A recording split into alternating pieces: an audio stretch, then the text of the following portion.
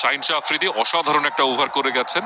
নিশ্চিতভাবে বরিশাল যদি এই ম্যাচ জেতে এই ওভারটির গুরুত্ব অনেক বেশি থাকবে।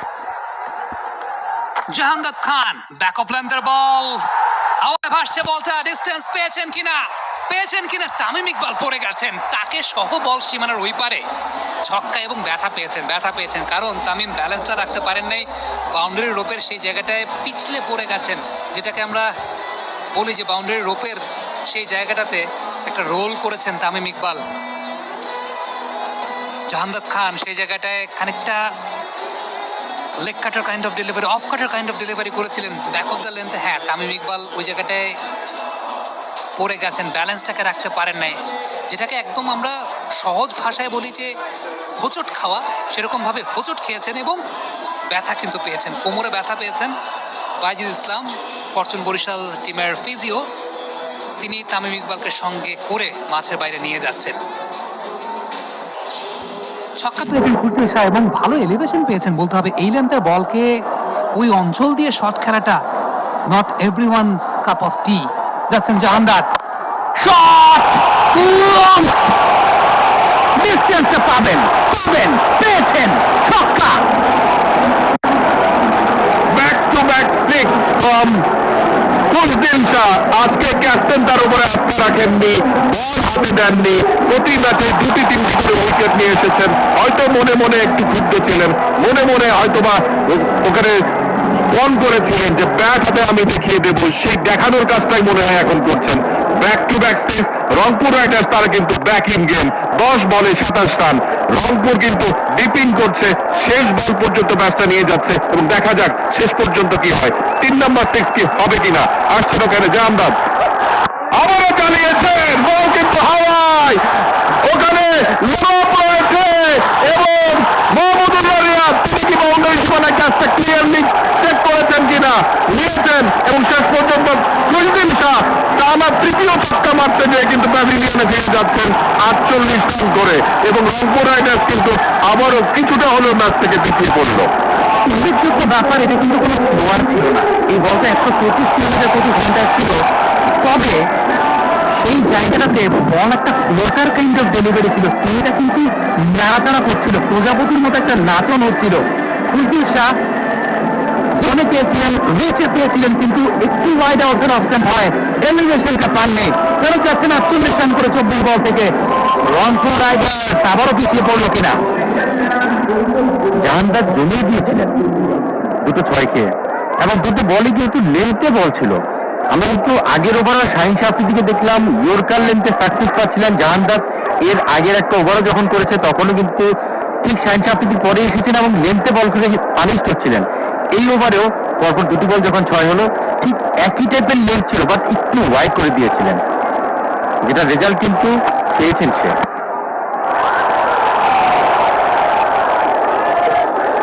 এই জায়গাটিতে অবস্ট্রাক্টিং দ্য ফিল্ডের কোনো আপিল করছেন কিনা, অবস্ট্রাক্টিং দ্য ফিল্ডের আবেদনটা কোন জায়গাটা করছেন, কারণ বলটা অ্যাকশনটা কমপ্লিট হওয়ার আগে, পিচের বাইরে যাওয়ার আগে ব্যাটার কিন্তু সেই জায়গায় রান নেওয়ার জন্য দৌড়েছেন। এক্স্যাক্টলি সেই জায়গাটায় তৃতীয় আম্পায়ারের শরণাপন্ন হয়েছেন, কারণ বলার অ্যাকশনটা কিন্তু কমপ্লিট হয় নাই towards the bowler. So umpire অবশ্যই সেই জায়গাটায় সিদ্ধান্তটা দেবেন এমসিসির বাইলজ অনুযায়ী বা প্লেইং কন্ডিশন অনুযায়ী বিপিএল এর। দেখা যাক কি হয়। ব্যাটসম্যান কিন্তু তার লাইনেই দৌড়াচ্ছিলেন এবং তিনি যেখান থেকে দৌড় শুরু করেছিলেন তার সামনে বলটা চলে আসে। এখন রিপ্লে দেখলে আমরা হয়তো বা বুঝতে পারবো।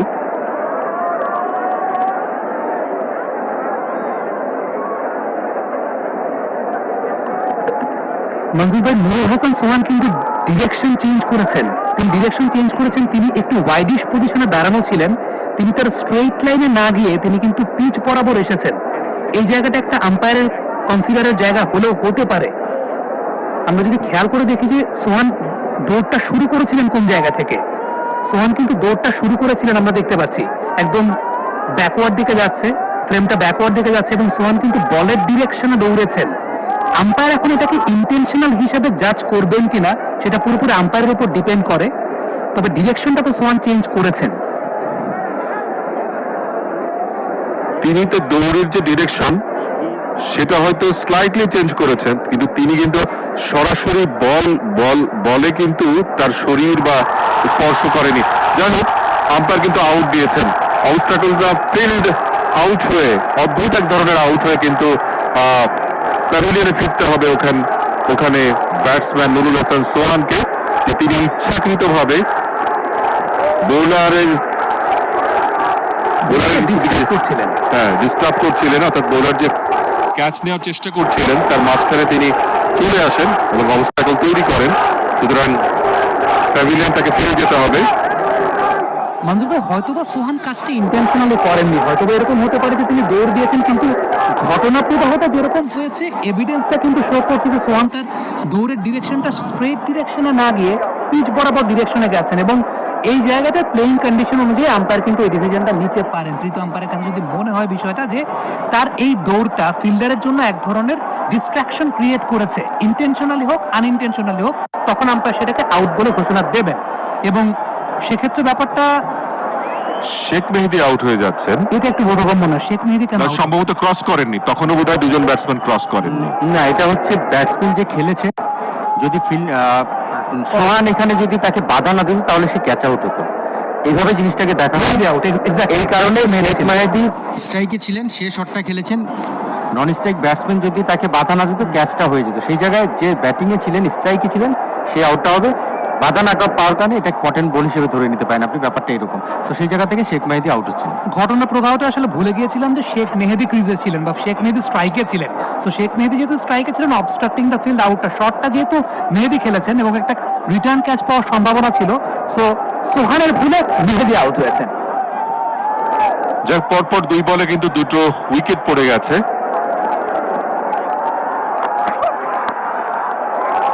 সফল করে চলে এসেছিলেন, ড্রাইভ খেলতে চেয়েছেন, অফ স্টাম্পের অনেক বাইরে। আম্পায়ার ওয়াইডের সংকেত দিয়েছেন, 26 রান দরকার 9 বল থেকে। হ্যাপেনিং ওভার, অনেক কিছু ঘটে গেল এবং শটটা খেলার শুরু থেকেই আমার মনে হয় তিনি দৌড়টা যেভাবে শুরু করেছিলেন সেটার একটা অ্যাঙ্গেল ছিল। সেক্ষেত্রে ব্যাটসম্যান ইন্টেনশনালি করেছেন না আনইনটেনশনালি করেছেন সেটা কিন্তু খুব বেশি ক্লিয়ার না। বলতে বলতে অফ স্টাম্পের উপরে ছিল, এবার কিন্তু চালিয়েছেন এবং বাউন্ডারির সীমানায় চমৎকার চমৎকার বুদ্ধিদীপ্ত ক্যাচ, সাইফুদ্দিনের ক্যাচ। ক্যাচটা ফেললেন নাইম হাসান। এর আগেও আমরা দেখেছি এক ওভারের জন্য ফিল্ডিং নেমেছিলেন, এর আগের ম্যাচে এক ওভারে দুটো ক্যাচ করেছেন। এই ওভারেও কিন্তু আমরা দেখেছি এই ওভারটাই মাঠে নামলেন, মানে এক ওভারের জন্য ফিল্ডিং করতে নেমেছেন, এসে আবার ক্যাচ করলেন। সাইফুদ্দিন এলিভেশনটা পাননি, এসেছে একেবারেই পাননি, অফ স্ট্যাম্পের বাইরে ছিল এবং আবারও অনেকটা ফ্লোটার কাইন্ড অফ ডেলিভারি, মানে সিনটা কিন্তু স্ট্রেট যাচ্ছে না। জয়রাজ যে বল করছেন, কেসি বল করছেন, কিন্তু সিনটা যাচ্ছে ফ্লোটিং ওয়ে, অর্থাৎ ফ্লোটের ওয়েতে যাচ্ছে, এবং এই জায়গাটাই ব্যাটারের মনে এক ধরনের ডিস্ট্রাকশন ক্রিয়েট করে কিনা। সাইফুদ্দিন সেই জায়গাটা একেবারেই এলিভেশন পান নাই, আরো একটা উইকেটের পতন, এবং এই মুহূর্তে ম্যাচ থেকে কিন্তু অনেকটা দূরে রংপুর রাইডার্স। নতুন ব্যাটসম্যান কামরুল রাব্বি তিনি এসেছেন।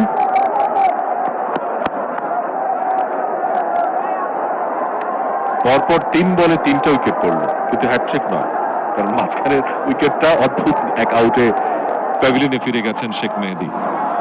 ওই উইকেটটা তার বোলার পাবেন না, যে কারণে হ্যাটট্রিক হলো না, কিন্তু হ্যাটট্রিক উইকেট পড়েছে। পরপর 3 বলে 3টি উইকেট, 7 বলে 26 রান। কামরুল রাব্বি স্ট্রাইকে চালিয়েছেন তিনি, বল কিন্তু উইকেটের ওপর দিয়ে চলে গেল। একদিক দিয়ে ভাগ্যবান তিনি, বোল্ড হলেন না। 172 7 উইকেটে শেষ 6 বল থেকে 26 রান দরকার। ম্যাচ কিন্তু